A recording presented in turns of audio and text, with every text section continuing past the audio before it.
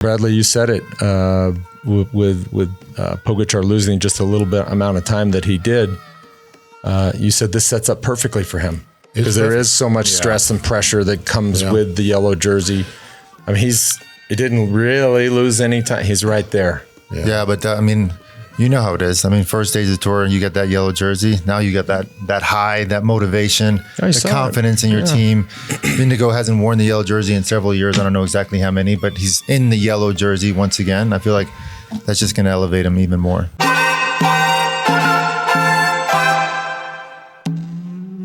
All right, everybody, welcome back to the Move podcast. We are going to talk about, finally, stage one of the 2026 tour. But before we do, happy birthday, America. Yeah. Happy birthday. Boy, there's a lot going on with this birthday. This 250, it's big, big time here in Aspen. I mean, coming down to the studio, just all the people going down. We're missing the parade due to the late start. But anyways, hope everybody's having a great 4th. You too. I'm loving it. Even the donuts this morning. The donuts were glazed this morning in the studio with red, white, and blue. And we were watching the race, and I asked Sir Bradley, I said, do you guys have one of those? Like what? He goes, no. We colonized everyone. He's like, we're just us, and we colonized everybody. I was like, until you didn't. I'm watching, never mind. Was it a mistake? Should we talk about that? What was the mistake? Leaving the empire for the U.S. Okay, we are not going to talk about that. We are not going to. That's a whole nother podcast. Right. As is the case each and every year, are good for. And I'm so curious how a French guy who, of course, has been basically a 10-year mainstay on the show, helps us pronounce the start town and the finish town. Of course, this race started in Spain, but nonetheless, let's cue Alain. Alain, what did we do in stage one? Stage one from Barcelona to Barcelona. Okay. From Barcelona to Barcelona. Just warming up. I was just warming up for it. I got to say, I'll kick it off. I mean, we talked a lot about this in the preview show yesterday, and you said it best, I think, Bradley, that these riders and even us really couldn't look past this first stage. I don't think it. I got to give props to ASO and this concept. Did it, for me, did it play out exactly the way I expected? No. Was Jonas and his team exceptional? Yes. You could see they rode the perfect race. You saw other teams that you could see guys that were exceptional, but they just rode a different race. They didn't ride the right race. But nonetheless, as a spectator, I loved it. Yeah, I would say the same. It doesn't get any more exciting. Stage one of the Tour de France. We haven't seen something that exciting in several years. Not only that, but think about the amount of pressure that goes into the stage. So much, yeah. And I spoke to a couple of the riders this morning after the stage, and they're like, we sat around just doing easy TTT intervals with the team, but then all of a sudden you got to go full gas, 200 heart rate, first stage of the Tour de France. I mean, that's about as nerve-wracking as it gets. But for the fans, it was very exciting. Bradley? Yeah, I thought it delivered on every level. Yeah. I thought it was a great spectacle. There was a few surprises in there. We've been racking our brains as to some of the things we saw and what the story behind them was. But I thought it was a great start to the race, great start to the 3 weeks, and a worthy yellow jersey. Yeah, and you start seeing different technical things, small things. We were wondering why one guy had a yellow helmet on Red Bull. Right. Ben Wiggins pointed out so they can tell who he was. And actually, Lance and I disagreed because we're like, you spend so much time with these guys, you know exactly who they are. I know whose legs are in front of you. It makes sense because we saw already from the first time Remco took his pull, he slotted right back into fourth wheel. So they had a plan from the get-go, how much he was going to pull, when he was going to slot in. So that was different in terms of the other teams. We didn't see that with the other teams. I thought that was pretty interesting. Just little cues. Yeah. The other thing, and I've, of course, a lot of us, a lot of guys in this sport live in Girona, live in this area of Spain, really a state of Spain called Catalunya. Girona's, I think home to over 100 professional cyclists. Barcelona, obviously, the capital of that state. We did the Olympic Games there in 1992. I thought, obviously, Jonas Vingegaard wins the stage and will wear the yellow jersey tomorrow. I thought Barcelona was as big of a winner. I mean, it looked exceptional.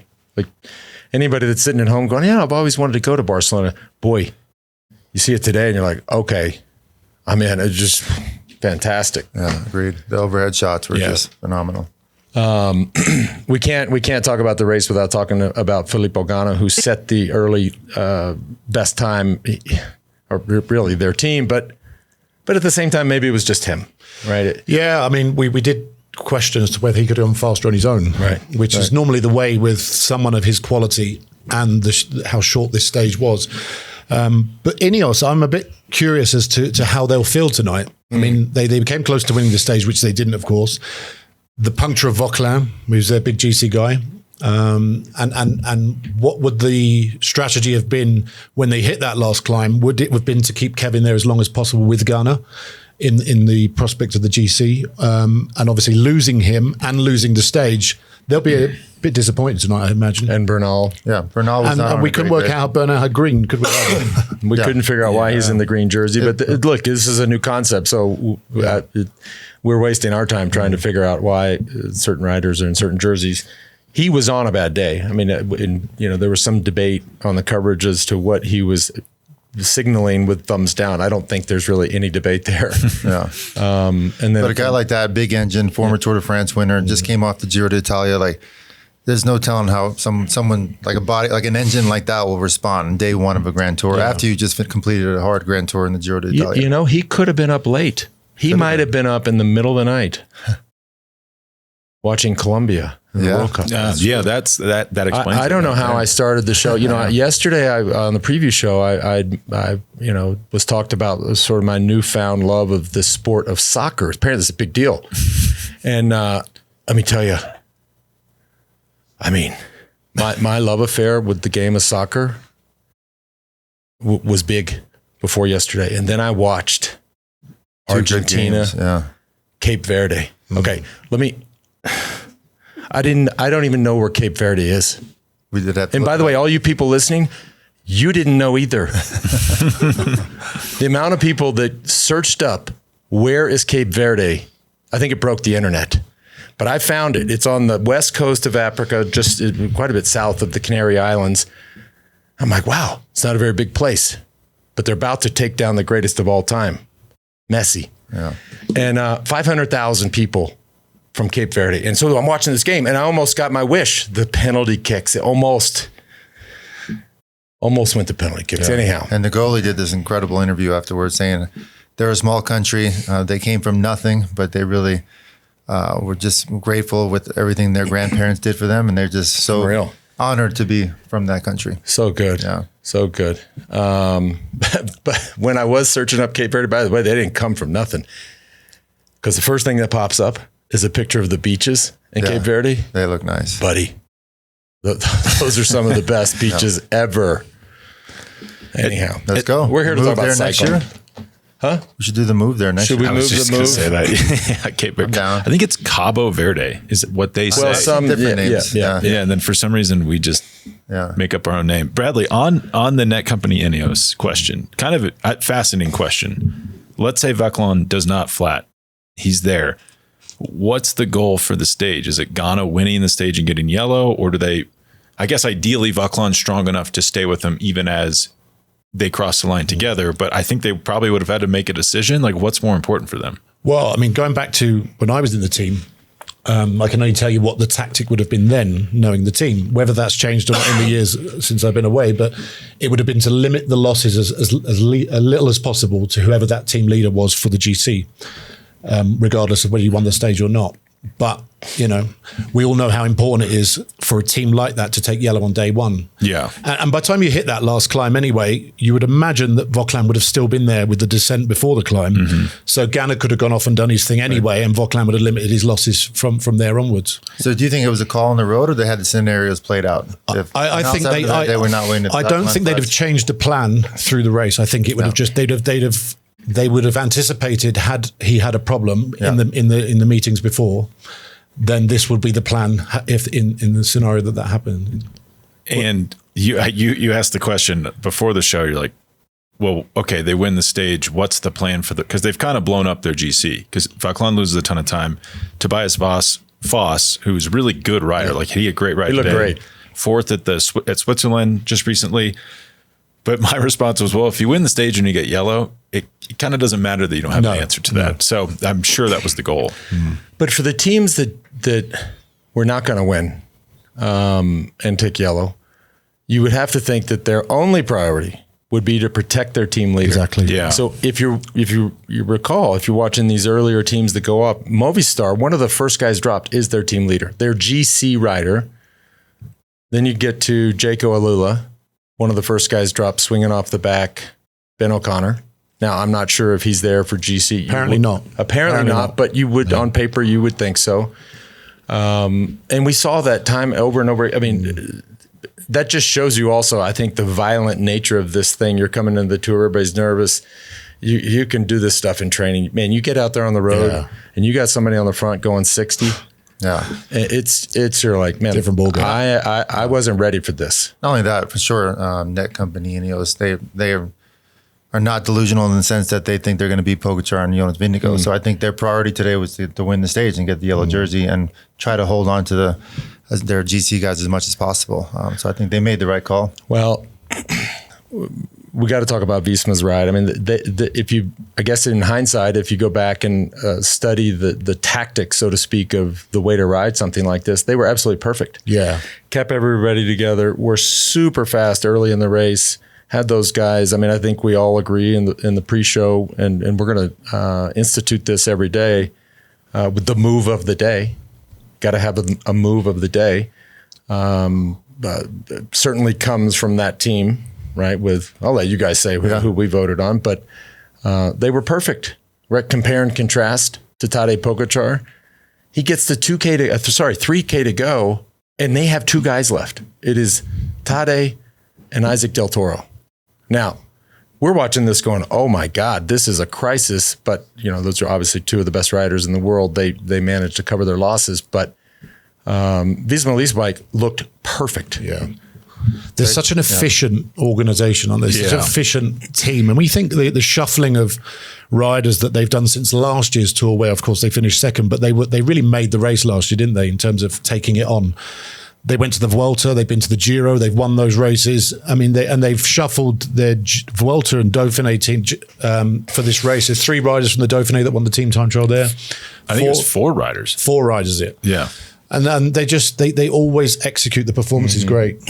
You want to hear a crazy stat about Visma? Yeah. Since 2020, they've won 48%. So basically 50% of all Grand Tours. Right. That's crazy. It's a good team right there. And Bradley, you mentioned this. It's super interesting because you see them on the podium. They don't have as much money as some teams, so they have to get really creative. Like Davide Picanzoli, the last guy with Jonas, was from Polti Malta, tiny team, and it's his second Grand Tour of the year. He just did the Giro and finished incredibly well in the GC. Was key for Jonas.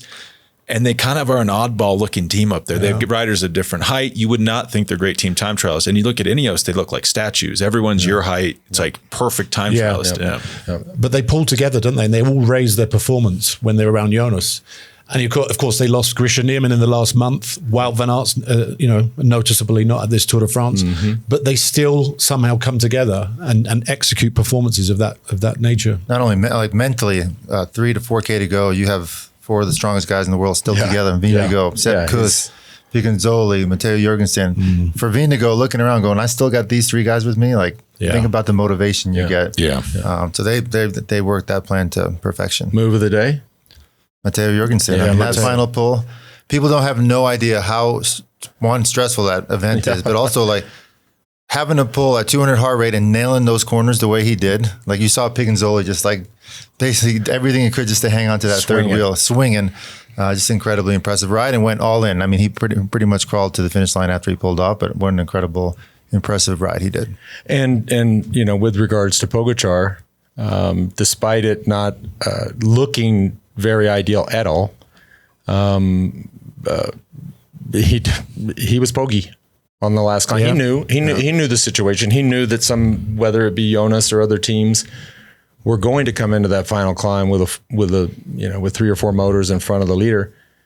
And boy, if I'm him, I take a lot of consolation from that. I'd say he's going to know. Now, you got the times. Apparently, he only went up that final climb just under 2 seconds faster than Jonas. It certainly looked a lot faster than that, and his face looked more chilled than that. Yeah. As far as Jonas was full gas. And Jonas had, he didn't pull till the last 800 meters, where Pogačar actually pulled at the top of the final climb to give Del Toro a little bit of a reprieve before the descent.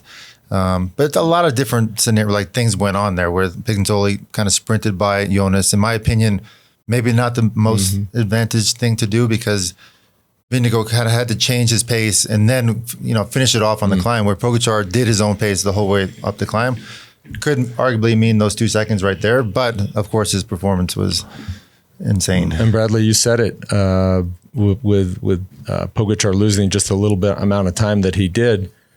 You said this sets up perfectly for him, because there is so much stress and pressure that comes with the yellow jersey. I mean, he didn't really lose any time. He's right there. Yeah, but you know how it is. First stage of the tour, you get that yellow jersey. Now you get that high, that motivation, the confidence in your team. Vingegaard hasn't worn the yellow jersey in several years. I don't know exactly how many, but he's in the yellow jersey once again. I feel like that's just going to elevate him even more. Yeah, and that UAE performance, as dysfunctional as it looked, you take Visma and Vingegaard out of it, they're only 4 seconds behind Ganna and Ineos. Yeah. So it's not a bad ride. Which is a team that, from my count, Ganna, Foss, that's 2 world champions right there. Josh Tarling, some sort of world championship against the clock, I would imagine. Yeah, so that's like a world-class team. Were you guys surprised, though? I'm a little torn on UAE, because if you were really going to zag, you'd say ride of the day, Pogačar, because that's bad. 2 riders I'm going to disagree on the ride of the ride of the GC day, but go ahead and finish your statement. The time is good. I agree with Lance. It's actually not too bad for them. He rides really well. Were you surprised with UAE? You look at the team, you'd think they would have more riders there. Like, what do you think happened? You would have thought. Like I said, it's 19K. It's a very technical TTT, up and down. It's hard to plan that to perfection. I think they came away happy. They wanted to win, but they had a great ride. But I think, in my opinion, the best GC ride was Remco. You saw he started off the TTT. He was the only GC guy that started off the TTT. Took a long pull after the first corner. He's looking back already, saying, "My guy's there." Like, he was that composed already from the start of that team time trial, and then slotted into 4th wheel. He only let 3 guys pass him, so they planned that as well. They're thinking, best TT guy in the world. Nobody wants to sit behind him. He's so aerodynamic. You're not getting any love behind him. But he did not miss one pull the whole TTT, and won the battle on the road with his own teammate Lipowitz. Rode him off the wheel. It's a big statement, in my opinion. Well, we talked about it yesterday. What the team direction said, we're just going to let the road decide whether or not that was just lip service. We don't know, but the road decided. And so he's going to take a lot from that. Fun fact, Remco today, for you gear nerds at home, had a 68 tooth front chain ring. That's crazy. That's ridiculous. You be careful in the corners. Yeah. 68 tooth front chain ring. I assume the cranks are tiny. Yeah. Anyways, maybe 160. Yeah. Today's show brought to you by Ekoi. When every second matters as it did on today's stage, the Ekoi Pure Aero helmet is what you want to reach for. The Ekoi Pure Aero is the time trial helmet trusted by multiple World Tour teams. When speed matters most, they know that Ekoi has spent a full year of CFD work, AI-assisted development, and wind tunnel testing with one objective in mind, making the fastest TT helmet possible. The result is 13 watts saved at race speed, giving their riders a massive advantage. So if you want the same advantage for your own riding and racing, scan the flow code on the screen, check out the link in the show notes, or simply head to Ekoi, E-K-O-I, Ekoi.com to get yours today. Also today brought to you by Kenyon. We're excited for this year's show to be partnered with Kenyon's Move Plus. Now, that is not to be confused with Spencer and Johan's show. Just kind of cool. It's the same name, Move Plus. After decades of racing and training, aches and pains are just part of the deal. Knees, joints, all of it. That's the price of admission for the time spent riding, running, time in the gym, etc. The thing I really like about it, it's not some surface level fix. It uses targeted light therapy to get deep into the muscles and joints, right where the pain actually lives. Recovery has always been a big part of performance. We knew that back in the day, and it's even more true now. The Move Plus just makes it easy to do at home. No appointments, no hassle. So if you're someone who still wants to ride, still wants to train, still wants to stay active, do the things you want to do, it is absolutely worth checking out. Use the code THEMOVE for $50 off, or go to Kineon, that's Kineon, Kineon.io/TheMove, Kineon.io/TheMove. Also today, talking about the OG Stroopwafel Honey Stinger. Love this brand. Just over the hill from us here in Aspen, Colorado, over in Steamboat Springs. The folks at Honey Stinger just, here's the reality. Anybody that's gone on a long ride knows this. What you put in your gut truly matters. Honey Stinger's been fueling endurance athletes for over 25 years. I've been working with these guys since 2008. Dang. Almost 20 years working with the fine folks at Honey Stinger. It is real fuel, not candy dressed up as sports nutrition, and they're right up the road from us, as I mentioned, over in Steamboat. They've just launched their new electrolyte gels and 100 milligram caffeinated chews. And all of it is easy on the stomach 3 hours in. The waffles are my personal favorite. Use the code THEMOVE25 for 25% off at honeystinger.com/THEMOVE25. So both the code and the slash are THEMOVE25. Any other fun facts? Well, I want to ask you guys this question. So I don't know if we said it, but the average speed was basically 54K an hour for the stage. Could Ganna have gone faster? Like, in your heart of hearts, what do you think? By himself? I think so, yeah. Oh my God. Yeah, I mean, Ganna's very unique, isn't he? He's a unique time trialist. And it was very technical to begin with. But you would expect him to have gone slightly faster. I mean, he's the world. Even with the climbs? Yeah.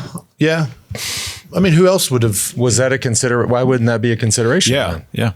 And good question. Yeah. Well, so he did a time trial at the Giro. He won 42 kilometers long, 55K an hour. There you go. Right, but we don't know about that. Was flat. It was pancake flat. Relatively flat. Yeah. But that would be something to see. They roll out and everyone just falls back and lets Ganna ride by himself. It'd be interesting. Yeah. I think he would have rode the course differently. So he might not have been as fast in the second part of the course. Yeah. But certainly in that first part of the course, he probably could have gone faster than the team. Interesting. They should do like a V formation behind him to push him along. Roman Gregoire had the fastest time up the climb. Interesting. Really? Which Really? is an indication of how hard Pogačar had to go before that actual last climb, because typically he would go faster than Roman Gregoire, but he's in the mountain jersey. But you know what happened? It's funny. It's him because he just beat Pogačar at a stage at Tour Switzerland where Pogačar was trying to catch him and he couldn't catch him, and then Roman Gregoire won right ahead of him. Yeah, but Pogačar was coming solo, and he was with a group of 3 or 4 guys. He was in a break, and then Pogačar was coming with Vacek. Yeah. But George, you got to take. No one's beating him straight up. I know that. But this is shaping up to be a really exciting tour. I think today's stage could not have been more exciting. The GC guys that were thinking we're going to perform all performed really well. So it's going to be good. We're seeing, and we just talked about Ecoy and the development of their time trial helmet. We're seeing these time trial helmets are changing, right? And it was years ago where Jonas and Visma-Lease bike came out with a new helmet. We're like, wow, that's aggressive. Yeah. You saw Education First in their helmet today, even more aggressive, just different. A buddy of mine sent a photo, and he was just curious if this is where the inspiration is coming from. So I think it's from Spaceballs.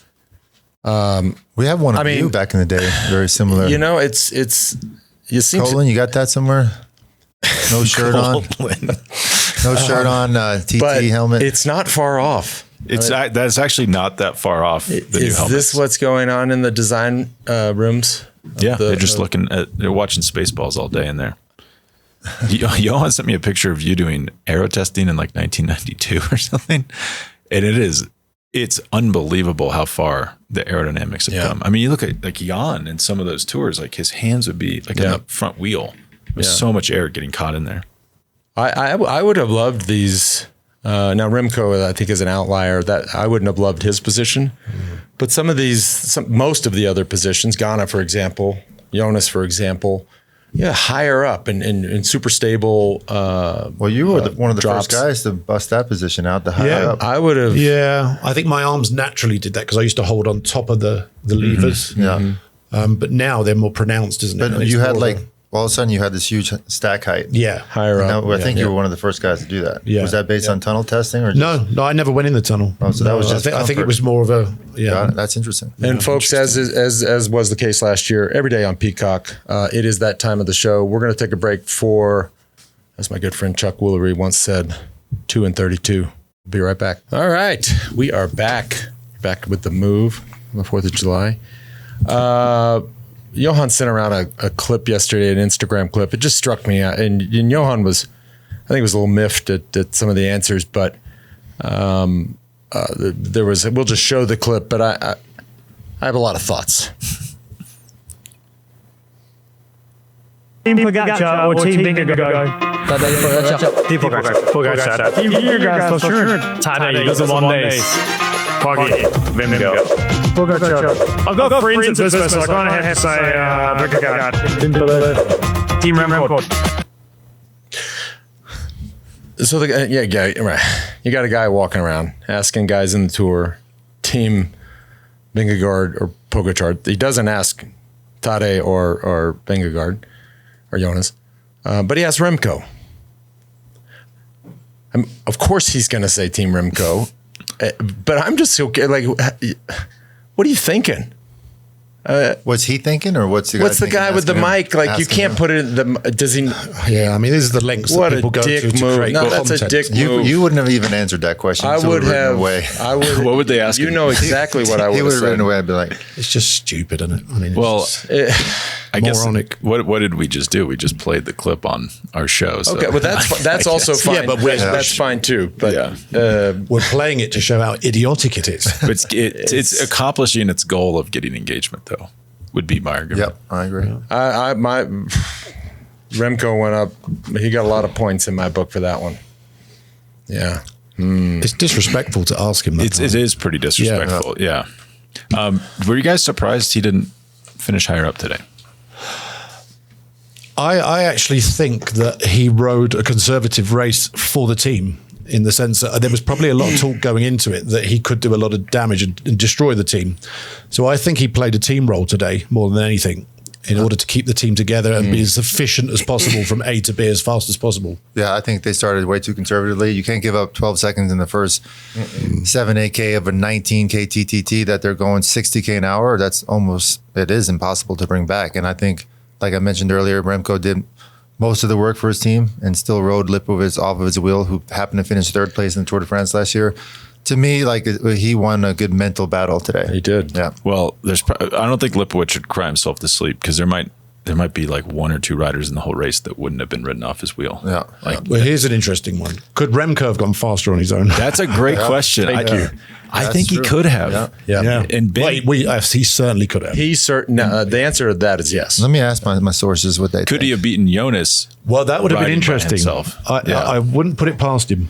Well, Ben, your son, said that Remco, maybe George said this, Remco, when he's on the front, he's doing less watts than the person on his wheel. Yeah, that's that's crazy. That would have been a flex. Just some team. And he had cover. If the team said, look, we're going to let the road sort it out between yourself and Lipowitz, he said, all right, here's the deal. I'm just going to do it by myself. So he has cover for perhaps losing it. What were the odds of Lipovic staying on his wheel if he did that? Then it's a win-win. Then it's a win-win. What do we think about Seixas' performance today? and his team's great performance? question. Yeah, I thought that was solid. First Tour de France, 29 seconds down. Great start. And he doesn't have the team. Yeah, the team was the not. team, he doesn't have the HP that 4 or 5 other teams. You could see it. You saw it right away, right out of the start house. All the way down to the equipment. I mean, he's going to get there, and everything will rise with that. Within the first 10 seconds, you're like, okay. And that would have been a shock to him as well. Yeah. You know, coming back from where he's come from at the Dauphiné, where he was in bits, wasn't he? Yeah. I think that was a great start. Yeah, I agree. He looked great. Yeah. Matthew Riccatello right there with him. Yeah. Big shout. Yeah. I mean, what'd you guys think about Juan Ayuso? That was impressive. Pretty impressive. Very impressive. Yeah. Because he finished, like, he's now sitting in fourth, 16 seconds behind Vingegaard. Tadej is third, 12 seconds behind. In the white jersey. And they lost. Don't forget they lost Kelmos to a flat. So they also had some technical issues, and I think they ought to be happy with their ride today. No, I think they rode a hell of a race. Let's jump into stage 2. Stage 2 preview is presented to us by Van Duit. Van Duit, check this out. They're born from cycling. The first prototype wasn't built for camping. It was built for around a Midwest cycling team that eventually became Van Duit Racing. Cycling isn't part of Van Duit's story. It's where the story began. Visit Van Duit and mention THEMOVE and get up to $5,000, sort of like a Tour de France savings. VanDuit.com. Let's look at stage 2. It is not straightforward. And I caught myself, well, let's just jump straight to the final circuits. Yeah, but Gabriel, if you don't mind, go back to the actual, because there is a longer climb in the middle. Not that tough. I think it's 6K. Yeah, 6K at 6.5%, but it's just enough to throw it into the middle of the race. And then the circuits. Yeah. Actually, during the commercial break was the first time I looked at kind of the severity of the finishing circuits. These are no joke. Yeah. Again, this one you look forward to watching. Yeah. I mean, they're hitting it out of the park with this open weekend. But you were saying who was bagging on the route yesterday? And I do have a question before you ask Bradley. Who came up with this super cool GTT concept? Is that ASO or UCI or? We've done that before. We did it in the Tour of Med in 2004. Finished on Montferrand. Well, that's just, okay, but that's sort of different. I mean, that's a legit climb. Yeah. The modern. Wait, why would the UCI come up with that? I'm curious. I'm just wondering. They would have to approve it, but who came up with that concept? ASO certainly not the UCI. The UCI has never come up with anything. They haven't. They started doing it at Paris-Nice a few years ago, and then it was successful. Yeah. It's pretty cool, format. I think it's a great way to start. But you super exciting. To be a concept that we're actually sitting here discussing, it has to be. I mean, if you finished up Montferrand, then that's a discussion, right? If you had a flat one, that's probably not much of a discussion. Then it's just a team time trial. Yeah, you got to have some sort of hilly component here or uphill finish to make it interesting. Which who knows? I mean, I can't quite remember where Tour 2027 is starting, but anyhow, by the way, you don't have to have it on the first stage.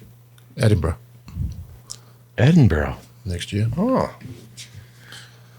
we've been looking for a new home potentially of the move. We'll have to look up where Edinburgh is, but you could play golf there if we had the studio there. Yeah, you could be at St Andrews. We could stay at St Andrews. Yeah. Wow. There's just no show.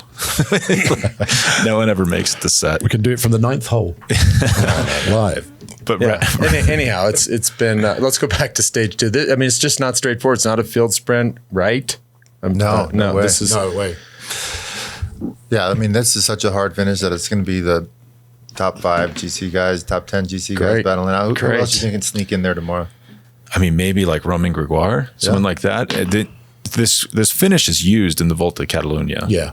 It's three circuits with it's a steep climb. It's Cat 3, but it's really explosive. So fast downhill to the finish. Fast downhill to the finish. So will Pogačar try to get some time back tomorrow, or he's going to be all in, or you think he'd be happy sitting at 13 seconds? That's or 12 a good seconds? question. You just never know with him, do we? You never know. I think he'd want to sort of show some force tomorrow, in my opinion. Do you think he wins the stage? I think he can definitely win the stage. I mean, it just would be asking the team to control the stage. They probably would do it, right? Yeah. Because then let's say he wins. I don't think he's going to gap Jonas. No, but let's say he wins, he gets a little bit of time bonus, time back, kind of gets morale on level. boost. Yeah. We touched on it yesterday in the preview show, just what Barcelona's like if there is any precipitation. There is a 0% chance of precipitation. However, very hot. We've been talking about this heat in Europe. Highs 92 degrees Fahrenheit. I guess that's roughly 30 plus Celsius. And inside the city too, man. There's no air. That's just boys, an oven. Just throw them right in to the fire. Remember when Pogačar was bad in the heat? That was the narrative. Yeah. I think he's dispelled that, but yeah, for sure. it's going to take a toll. I mean, You said that about somebody else too a long time ago. Spencer, you and we were meant to talk about this yesterday. You and Johan have your daily show. It's a bit of a melange. It's a combo of outcomes in the past. So we're going to talk about the sports betting component. You guys are going to talk about it, but it's you and Johan breaking down the action. The odds. Yeah, we'll break down Johan's keys to the action today, because we're not with Johan right now. So if you want to know what he's going to say, tune into that. And then at the end, the last half of the show is outcomes, is us predicting the next stage. So if you want to know who's going to win stage 2, you should tune in on this feed and on this YouTube channel. What's that? You got your pick ready? You got to do some more research. I think I got my pick ready. We'll have to watch it. I mean, we're not going to ask you this every day, but since we're talking about the Move Plus, just preview your pick for Tadej Pogačar's winning tomorrow. Stage. Yeah, this guy doesn't mess around anymore. He comes out. Also, a lot of guys. A new trend is GC guys or big names struggling in the first 1 or 2 days of a stage race. I don't quite know. Maybe it's something to do with the altitude training, but people come in and someone will lose a lot of time tomorrow. Like, it just happens every Grand Tour, and he comes out and he just punches people in the mouth. That's what he does now. Yeah, and we haven't seen Visma, playing defense in a while, a long time. Yeah. So it'd be interesting to see the tactics, how they play out tomorrow, because if Tadej, in fact, wants to win that stage, obviously they're going to have to go full on the offense, use this team up.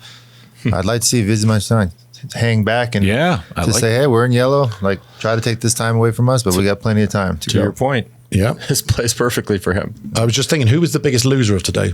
I know we didn't cover that. Well, I guess it'd be like Kine Udebrooks, who they had to wait for. But of the big names, Leipowitz, maybe. How far back did he finish? Well, Leipowitz Vogler is only in 8th. He's 35 seconds back. Oh, he's still top 10. So that's not so bad. Not horrible. That's it. I don't know. Did we have any, like Tom Pidcock was about a minute back? Really? Yeah, that's probably not what they were hoping for. No. Yeah. Yeah, but I don't think, for them. Tom could be there tomorrow, though. That's a good Tom finish could for definitely Tom. be there tomorrow. Probably Richard Carapaz.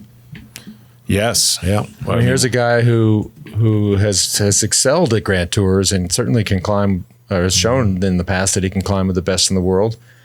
Had the injury issues last year, didn't ride the Tour. 136 back. All the television showed was the first rider from Education First, and I was like, well, that's not Carapaz. Yeah. That he has to be. Now, maybe they're setting up his tour differently. Look for stages, breakaways, etc. I don't know. In my mind, the guy's a GC guy. Well, mentally, if you're there to win stages, go on breakaways on the hard mountain days, like, how hard can you actually push in a 19K TTT? That you're not going to win the race. You're not going to win that stage. So mentally, these guys, they're also human beings. It's really hard to push beyond your limits if you're not winning the stage and you have goals for later on in the race. Stop with this sweetness shit, okay? By the way, today on the bike path, hold on. 4th of July, America's 250th birthday, and I'm saying happy 4th to people on the bike path. He's like, why are you saying hi to people? I'm like, what is wrong with that? Why are you saying hi to people? Just hang on a second. I didn't say that. All right. Doesn't matter. But I was a little, I said, hey, what's up? What are you running for mayor? What are you doing? Like, you don't have to say hi to everybody. Like, nobody, they don't know that it's us riding. Like, hey, how you doing? Oh, happy 4th. Oh, like, bro, just chill. Okay. Hey, I got several happy 4ths back. Okay. So made my morning. But folks, don't forget, they're just human beings. Yeah.